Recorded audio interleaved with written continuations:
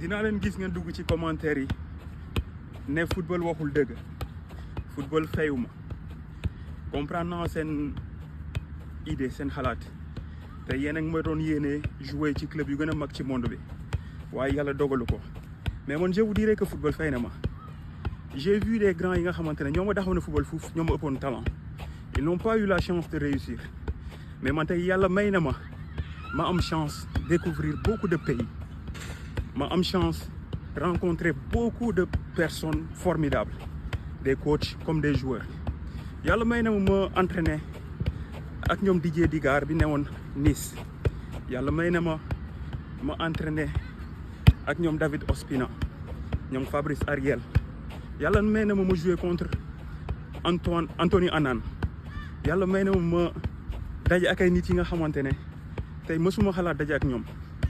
tey je dirais que maa ngi sant yàlla bu baax parce que tey football may na ma kër mais football aussi permettre na ma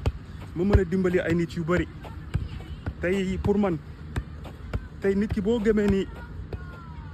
àdduna lu mënti xew ndogalu sunu borom la rek doo sonn ba pare nit day doylu ça ne veut pas dire nag da ngay toog xaar non da ngay dem góorgóorlu ñefe am ay rêve te sa wërsëg bu nekkee ci li nga ne bul sonn da ngay réussir par la force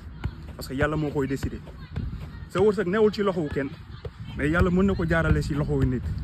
donc li gën a bon mooy toog xaar chance da nga koy provoquer donc man maa ngi sant yàlla bu baax sax bu baax te xam naa ni tey ñu bëre bëggoon nañ nekk sama place mais yàlla dogalul loolu à mes jeunes frères maa ngi leen di ñaanal ngeen gën a góorgóorlu